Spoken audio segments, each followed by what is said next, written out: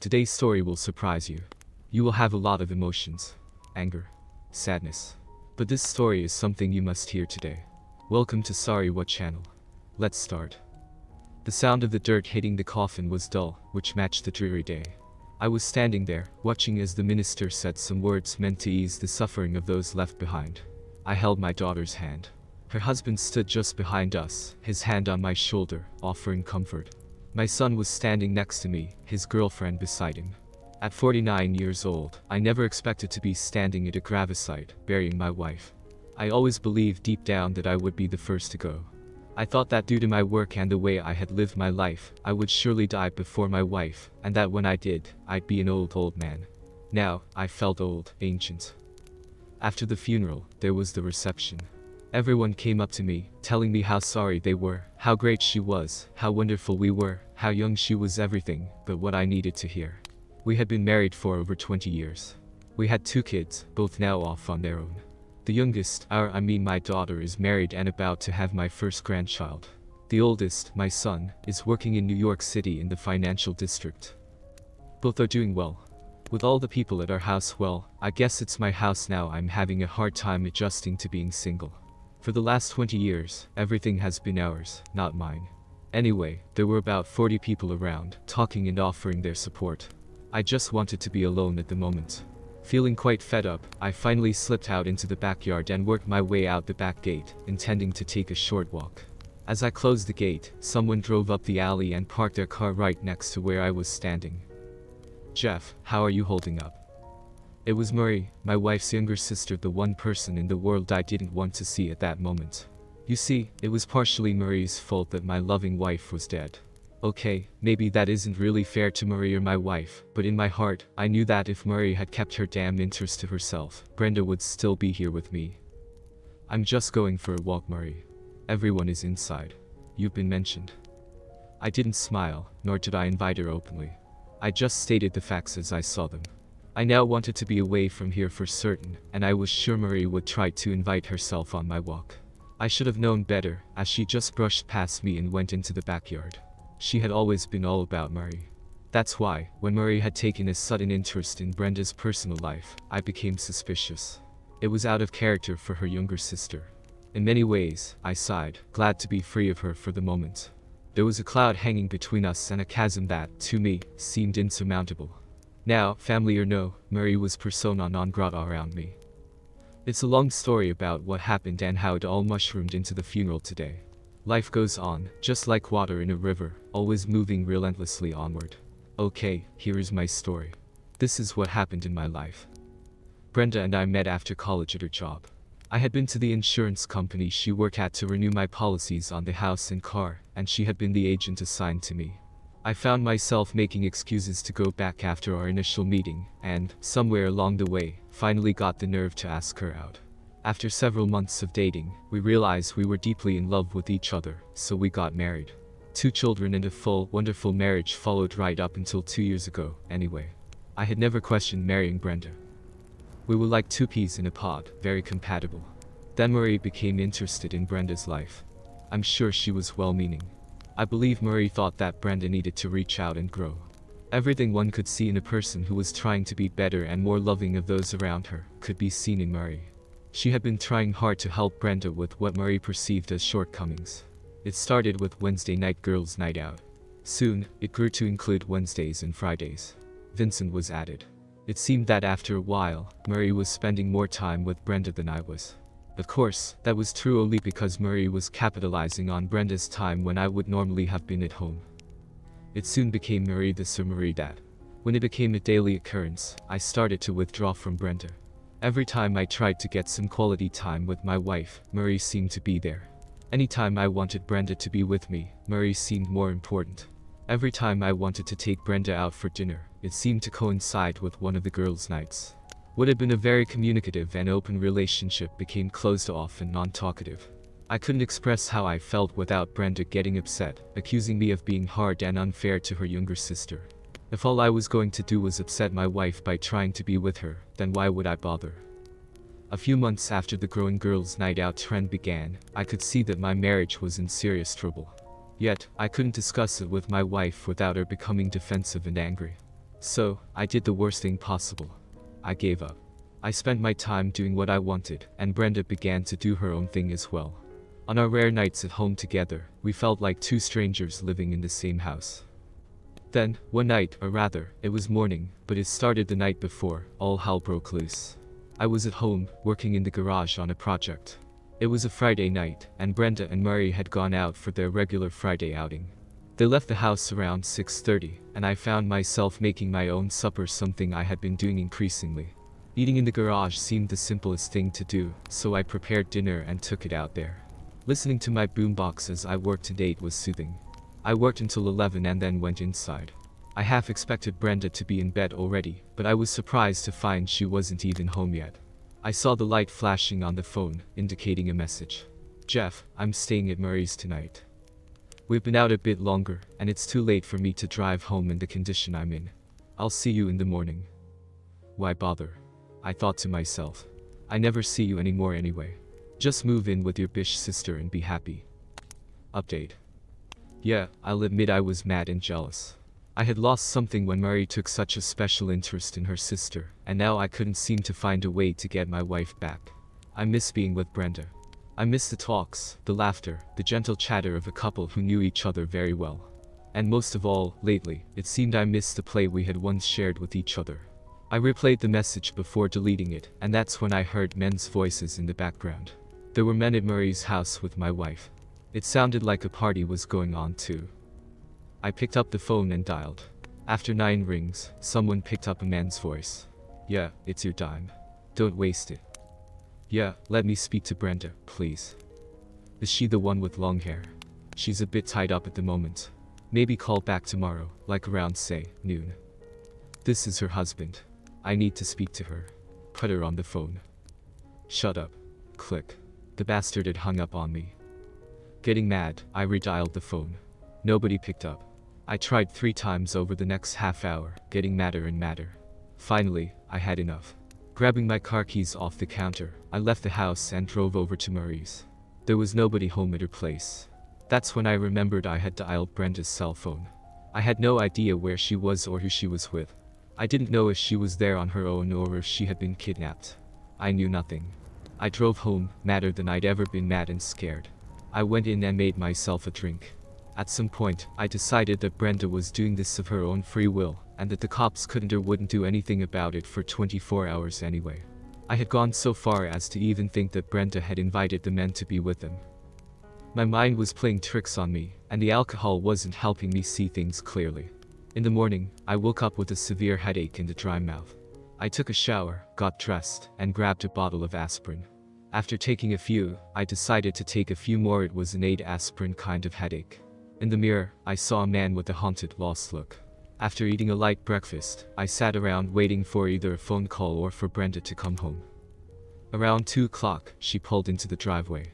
She walked in looking refreshed, freshly showered, and wearing one of my favorite dresses. It was a slinky, tight-fitting number that showed off a lot of leg and a bit of her chest. In the past, Brenda had only worn it when out with me, and even then, only if she had certain intentions for the night. "Sorry for not getting home last night, dear. Murray and I had a few too many, and by the time we got to her place, I was really tired, too tired to drive. So, I stayed at her place." "Oh, what's wrong, Jeff? You seem upset." "Well, I called your cell last night several times. After the first call, a man answered and said you were tied up. I told him I was your husband, and he hung up on me. No one answered after that. Now, seeing the dress you're wearing, I have to ask. Did you wear it for some other man? I also wonder where you wore it since I drove over to Marie's, and neither of you was there." Her place was dark. Brenda sat down, but she missed the chair.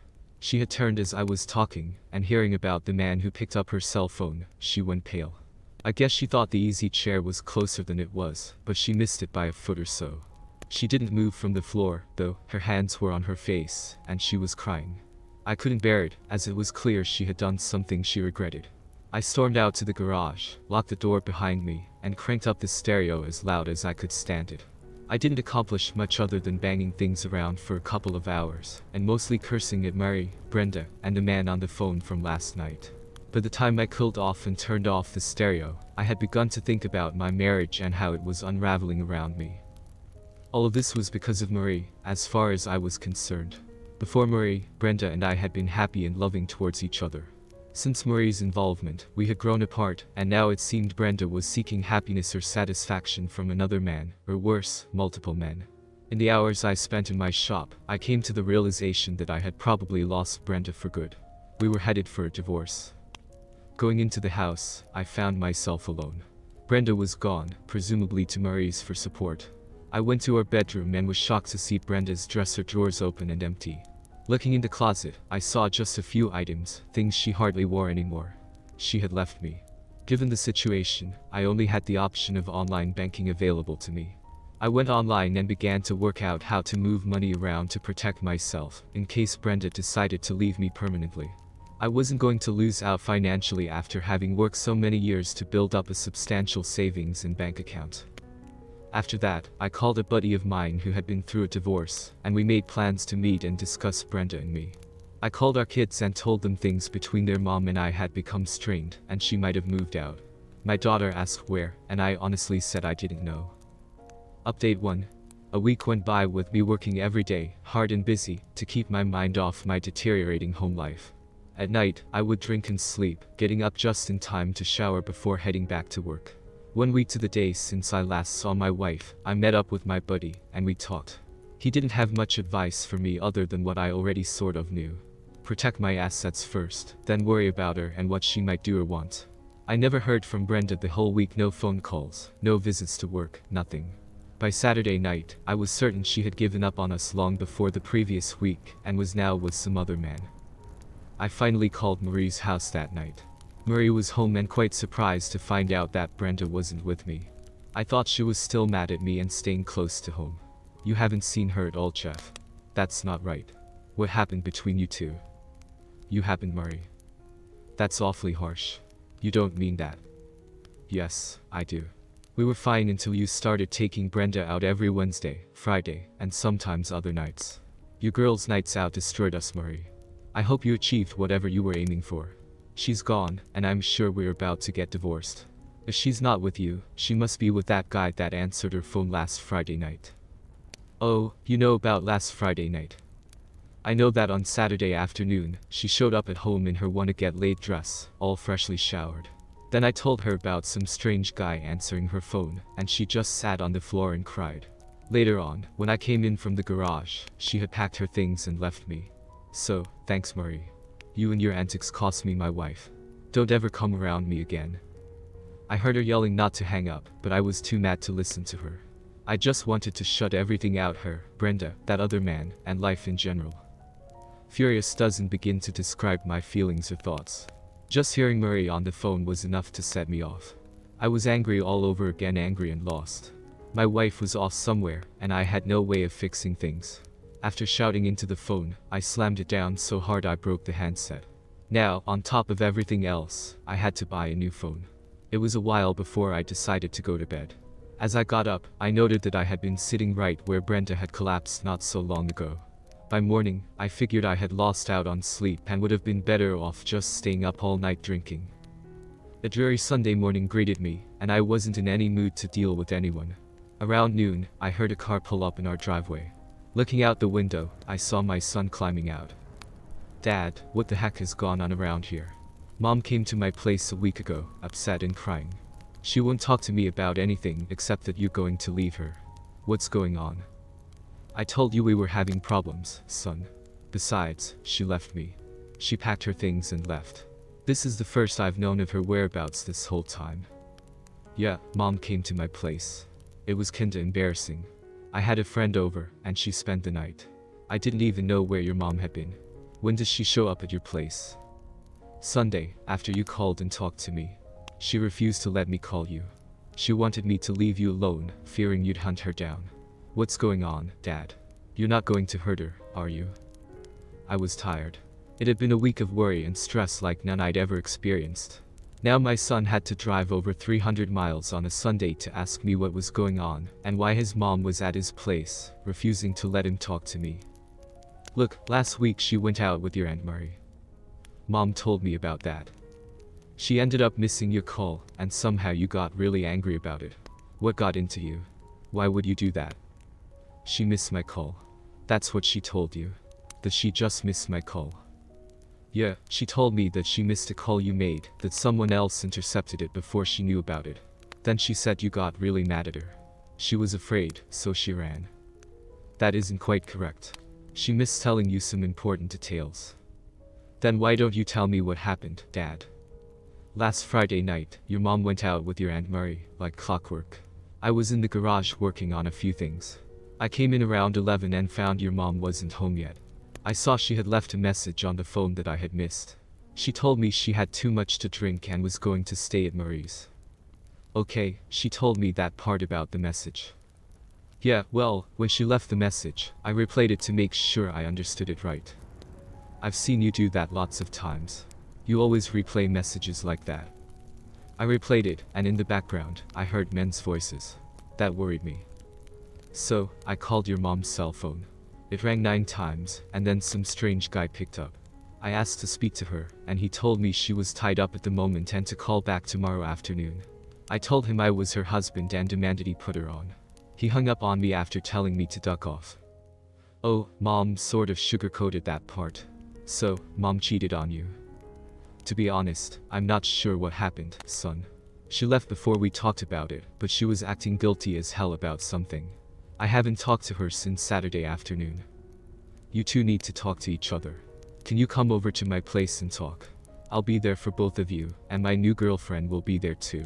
You need to at least discuss what's going on. You have too many good years together to just toss them away like this, Dad. I'll talk, but will your mother? If you show up, I'll make sure she is there. Oh, and just come as you are, Dad, and no guns or weapons or anything, okay? I mean, I know you're mad and everything, and your talk may ignite more anger between you two, but you need to work things out or figure out what you're going to do. You can't stew on this for very long. Neither of you can. I'll follow you home. Why don't you just hop in and ride with me? What if your mom and I can't work things out at your place, Mark? I'll make sure you get home. Okay, Dad. Trust me. During the drive to my son's place, I realized that I still had some love for Brenda, even if she had cheated on me. I think that right at that moment, I was willing to try to work things out with her. When we got to Mark's place, he parked and we went inside. His girlfriend was sitting with Brenda, and when I walked in, they both stood up, looking nervous. Hi, Jeff, Brenda said. How have you been? How had I been? What did she think? I started to boil. Before I could check myself, I began to blow up. I was barely able to curtail my anger in time. How do you think I've been? You cheating? I saw her shrinking from me as I yelled. I had to pause and catch myself. I'm sorry. I've been okay, I guess. Drinking a bit too much lately. Confused about things too. She looked pale and nervous. The woman I loved, the woman I had spent the better part of my life with, was afraid of me. That hurt me deep inside. My heart was breaking. I still loved her, and she was afraid of me. Could we patch things up? The young woman, who must have been the guest, spoke up. I'm Jill. You must be Mark's father. I wish we could have met under better circumstances. I took her proffered hand and shook it gently. Me too. I hope that we can get to know each other a bit more, though. Mark hadn't told us he was seeing anyone yet. I glanced knowingly at him. He saw the slight reprimand in my eyes, I'm sure. Jill kept me on track. Look, you two need to talk. So, Mark and I will be in the other room. If things get sticky or loud, we'll come to the rescue, okay? You guys just sit and talk things over for now. Try to keep you cool though. This is an apartment building, and the walls and floors are thin. Mark and Jill left us to our own devices. I guess I need to explain things to you, Jeff. First of all, I'm so sorry. I really am. So, you have something you need to be sorry about. Did you sleep with some guy? Not exactly. I don't understand. Not exactly. That's kind of like being half pregnant, dear. It wasn't just one guy, and we didn't sleep. More than one guy. Her revelation hit me hard. Frankly, I was stunned. She had been with more than one man. This was not the person I had married years ago at all. I didn't know who she was. You did this openly and freely of your own choice. Not exactly. I was drunk. I think I had way too much to drink that night. Murray had also been pushing me for weeks to get out. I don't know, maybe I was lonely too. I just don't know how it all came about, but suddenly there I was on a bed with 2 men. Actually, it started with just one guy, but by the end, all of them were anyway. Murray was there too, and by the end of the night, I had been with all of them. Yes, Marie too. The guys kind of arranged that. It wasn't rape. I was drunk enough that I guess I didn't think about what I was doing and how wrong it was until it was far too late. Her revelation hit me like a ton of bricks. I had expected to hear she had cheated on me. I hadn't anticipated more than one man, nor had I imagined her and Marie doing things together. They were sisters, for Christ's sake. I sat there, not knowing what to say. Our talk had taken about 5 minutes so far, and we were already delving into the part about her having been with other men. She wasn't hiding, or at least I didn't think she was hiding anything from me.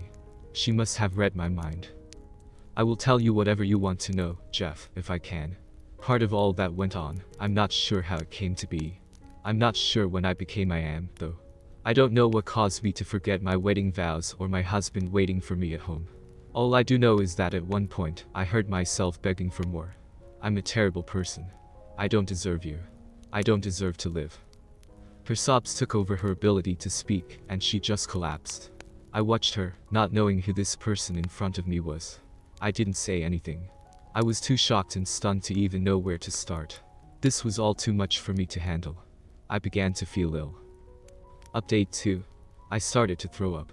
I calmed down and was able to settle my stomach with a glass of water. Wiping my face off, I returned to the kitchen table. Brenda was in tears, crying softly. I wanted to go to her and hold her. The problem was, I didn't know if it would be okay ever again. I sat down heavily, wanting to know what to say or ask without getting sick again. So, you and Murray's nights out were for scouting for men then? No, that never happened before. We had gone to a new club. I told you that I had been drinking too much. Anyway, these guys were buying us drinks and dancing with us. They complimented us and made me feel beautiful and playful. Then, the next thing I know, I called you and left a message that I was too drunk, and then we went to their place. Lately, I hadn't been paying attention to you. Are you hearing yourself, Brenda? You're the reason. You and your sister. You haven't been letting me even try. I've tried to get you to go out with me, but you've been claiming that you and Murray needed to be together. Not only that, but you told me in the message that you were at Murray's. Brenda, you lied to me. No, at the time, I thought we were going to Murray's. But the men wanted to take us to their place first, though it was just to be for a minute. So, one of them needed to pick something up, and we never thought it would be a problem. We ended up staying there, though. If only I hadn't thought you should have paid more attention to me, I might have been better prepared to fend off what happened. I couldn't help raising my voice as she again insinuated that it was somehow my fault. I haven't been paying enough attention to you lately. Again with that. God damn it. Need I remind you that you've been the one ignoring me? You're the one who has been going out with Murray every Wednesday, Friday, and Saturday night. Always Murray this and Murray that. You've been pushing me away while taking up with her. To me, you're the one who has been pushing me out of your life. From the change in her eyes, I could tell she suddenly realized she couldn't blame me entirely for what she'd done. I know, Jeff. I mean, I didn't realize it was me until now. You're right about that part. You hadn't been paying attention to me because I had been with Murray so much, cutting you off. And it pissed you off. You think I liked being a. You've mentioned it several times. I've never called you a slut, nor have I treated you like one. But you know what? I hated it, Jeff. Something inside me snapped that night, and I found out I liked what I did with those men. It was the tastes, textures, sizes, and combinations. It was different and new to me. Deep down, I loved the different things we were doing, some of which I'd always wanted to try with you, but couldn't bring myself to ask. I lost myself in the whole mess, and now I've lost you. I hate it because I found myself with other men, doing things that I should only have been doing with you. I know that I've driven you away for good now. Hope shone in her eyes, and her whole posture changed. I'd do anything, Jeff. I want to be with you. I want to stay married to you. I wouldn't go out anymore, ever, unless you are with me. I'll be a stay-at-home wife and do anything you want me to. I'll do anything, Jeff. So now you're suddenly willing to talk to me and work with me. What about when you were going out with Murray? Are you going to start that again later on when things cool off? You know she drove a wedge between us, don't you? She was taking up all the time that you used to spend with me. I'm sorry about that too. I never really realized how much I'd been ignoring you and avoiding you. I don't know why I let myself do that. Well, it isn't going to be that simple now, Brenda. You've cheated on me. Really, you've been with other men, several of them. How do you think that makes me feel? Do you have any idea what that makes me feel like? And then you try to pass it all off to me, saying you stayed with Murray. Would you have kept up the lie if I hadn't found out? Are you going to be lying to me from now on too? My voice had risen, and I could feel the hot anger bubbling up. Brenda could see it in my eyes too. I saw her look of fear as my voice began climbing in volume. Mark and Jill slipped into the kitchen at that moment. Hey, Dad, Mom, how about we take a short break now? Maybe Dad and I can take a walk, or maybe Dad and Jill. Jill grabbed my arm and pulled me out of my chair. I had half risen, so it wasn't much of a tug for her, but I had the distinct feeling that she had some strength. Come on, Jeff, you and I can take a walk. You can vent to me while Mark and Brenda have a chat. Yeah, fine. It was probably the best thing they could have done at that moment. My anger had been running wild, and it had gotten close to where I might not have been able to control it. I'm not sure what I would have done had I not been sidetracked, and that thought will haunt me for a long time. We walked for about a block before Jill started talking to me. Jeff, I know you're angry, and you have every right to be. Brenda and I talked about what she did while Mark went to get you. She is genuinely repentant. She's so sorry she did something like that and possibly ruined her marriage. I believe her, and I think alcohol played a significant part in this whole mess. She should feel guilty. She messed up big time. First, her sister, Murray, takes up most of her free time that she used to spend with me. Then they both end up in a drunken gangbang. I want to kick them both. I hate her for that so much right now. I just don't know if I'll ever get over it. You know, my mom and dad went through this very same thing a few years ago. Mom went out with her girlfriends a couple of times a month. One night, they all had too much to drink, and Mom got involved with some guy. I thought at first that Dad was going to die of a heart attack. Then I thought he was going to kick my. They worked it all out in the end, though. You and Brenda will too. Your parents are still married then, I said. They worked it out, not that they stayed married. Look, Jeff, what Brenda did was wrong in so many ways and on so many levels. But that doesn't mean she doesn't still love you. I know it seems like she has tossed you aside, but she hasn't. She messed up and got caught up in a situation that went too far, too fast. It happens. Alcohol and drugs are the two things that cause things like this to happen most often. Lowered inhibitions, coupled with peer pressure and having fun, can do that to anyone. Well, it doesn't really matter now, does it? I mean, the deed is done, and she's straight. I, on the other hand, never strayed. Of course, I didn't have a sister or brother constantly pulling me away from my wife. We were walking and talking, and I found my anger subsiding. Jill had a soothing way of speaking that genuinely helped. I wasn't sure where Brenda and I were headed now, whether we'd stay together or divorce, but I was willing to try to work through it all. I think I can go back and talk a bit. I have a question or two for you. Okay, then ask away. I tried to sound upbeat, but inside I was still reeling. Maybe that was part of my problem. I was trying to understand why Brenda would get into such a situation, and when she did, and I found out, it hurt me deeply. I was trying to contain my anger, perhaps out of righteous indignation. Jeff, before Marie began monopolizing Brenda's time, how were things between you two? Fine, I think. We've been together for 20 years, so some of the magic has naturally faded. But I believe we were doing better than most couples with our history. Did I take Brenda out often? Probably not enough. Maybe I took her for granted. But Murray really drove a wedge between us. After they started going out, if I tried to spend time with Brenda, she'd either decline because of Murray or get upset with me for trying to pull her away from her sister. Murray, the sorry, isn't one of my favorite people right now. With Murray competing for Brenda's attention, I suppose drifting apart was inevitable. Did you bring Brenda flowers or compliment her spontaneously? Did you make love to her often? Our intimate life was, well, you don't get it, Jeff. I said make love, not intimate play. There's a difference. Making love doesn't necessarily mean intimacy. Women love to be made love to. That means endearments, caresses, flowers, candy, romance. Were you romancing her? Well, not really. We've been together so long that I assumed the effort to keep her was a thing of the past. You shouldn't have to fight to keep her faithful, true. But couples need to keep each other close. Small gestures add up. I guess you could have been more romantic. Jill, you have a blunt way of putting things. After realizing I might lose her, I tried to take her out, do things for her, and even complimented her more. But Murray had already monopolized her time. Some of our biggest arguments recently have been over her and Marie's girls' nights out. I hate to say this, Jeff, but you two drifted apart. You should have noticed the signs before the night's out. What she did was wrong, yes, but do you think this would have happened if you two had been getting along better? It's not all or even mostly your fault, but she needed something she wasn't getting from you. If only she'd communicated or you'd noticed. Somehow, I bet that would have prevented all of this. Maybe you're taking her side now, though. I mean, it's more than just me that caused this. It's not my fault. I might not have helped my case much, but she's the one who refused to try after she knew I was trying. She locked me out, not the other way around. Besides, she cheated on us.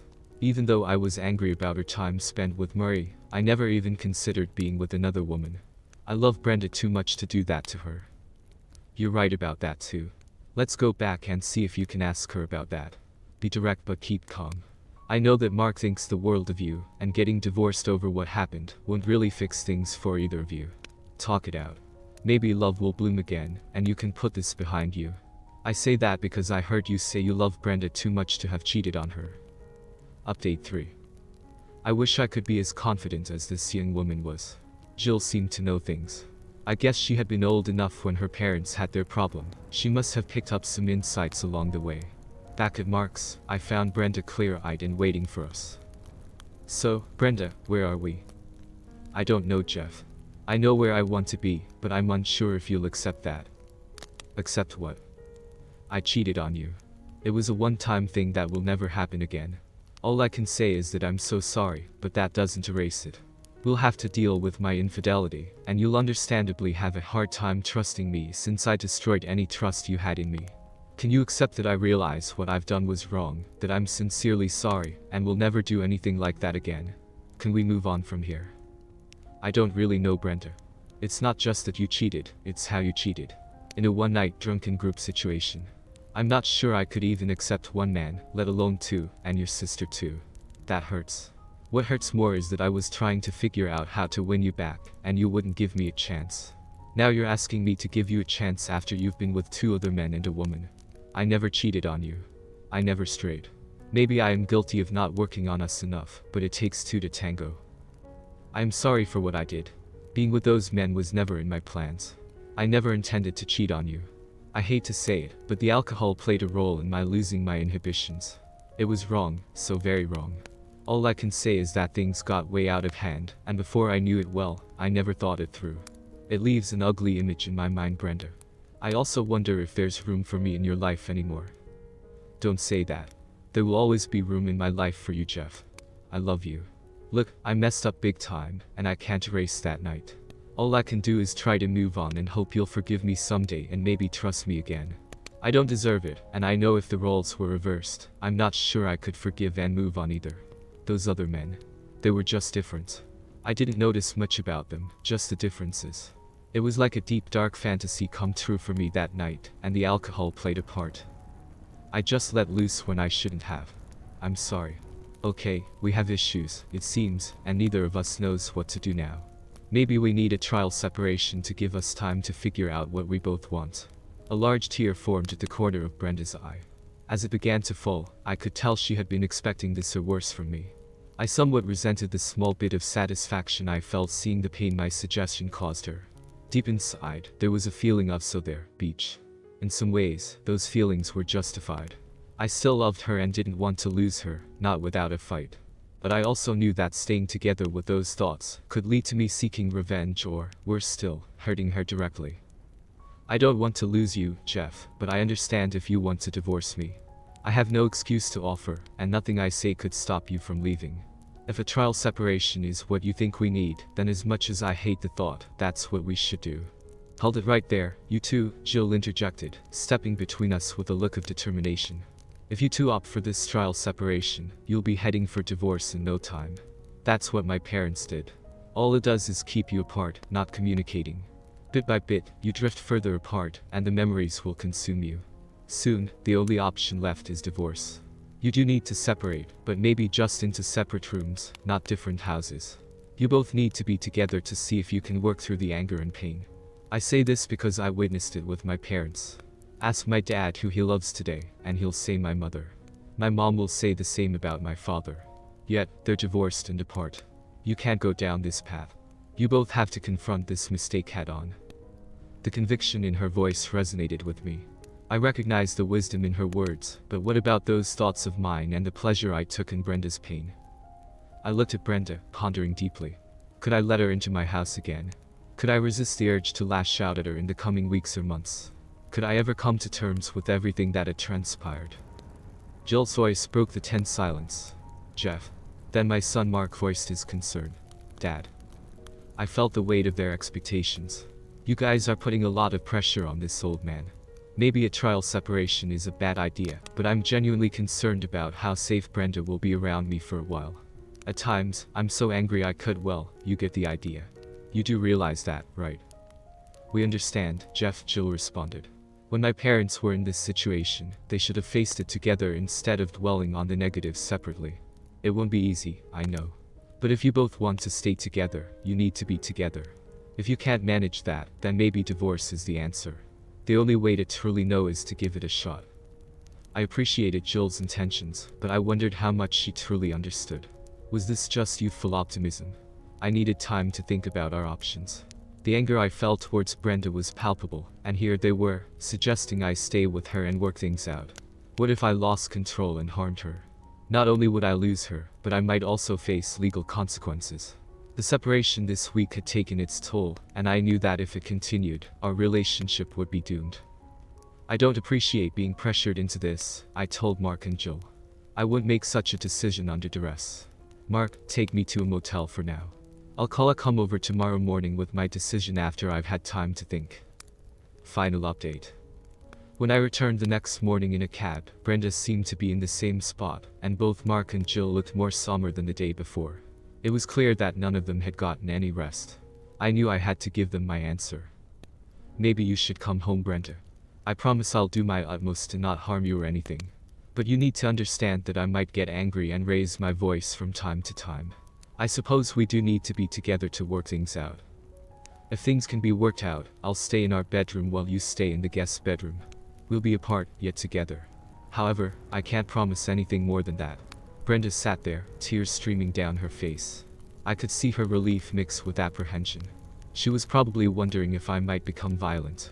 I could see that fear in her eyes, and I imagined she saw a similar fear in mine. Trust is crucial in dispelling such fears, and the trust in our marriage had been shattered. The road ahead seemed long and challenging. "How about counseling?" Brenda's question hung in the air, sharp and unexpected.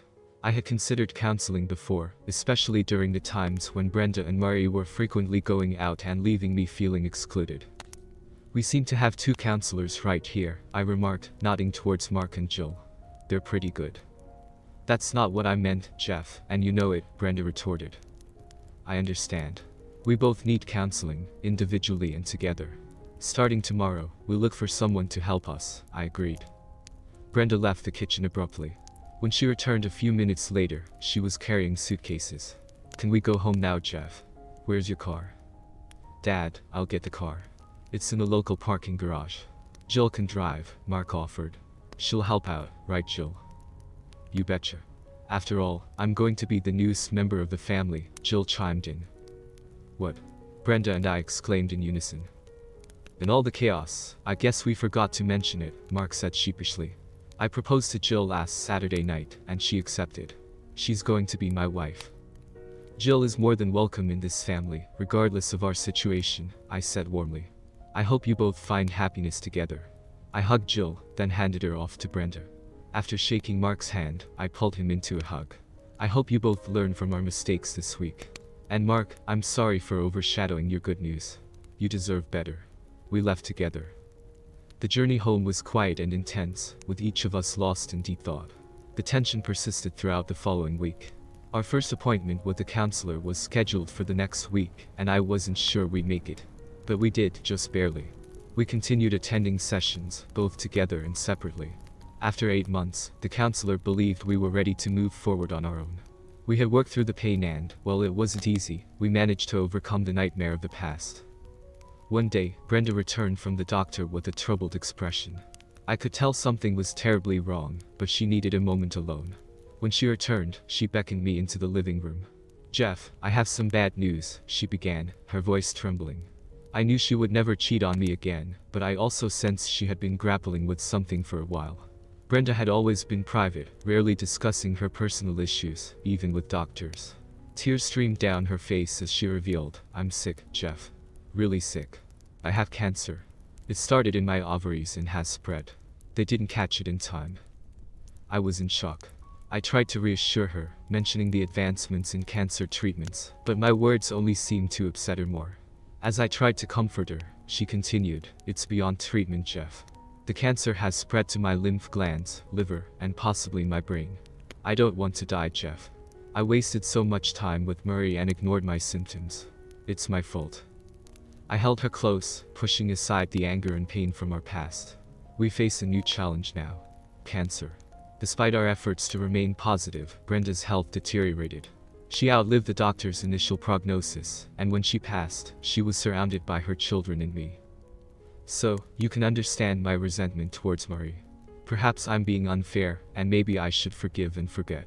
But I can't. Murray led Brenda into a web of pain, causing us to lose precious time together. We lost nearly a year to the aftermath of Brenda's mistake. And I'll always wonder if, had we not been so preoccupied, we might have caught the cancer earlier. Need your thoughts, guys. Hard and sad story. Hope you enjoyed this time with me. Please subscribe my channel and drop a like.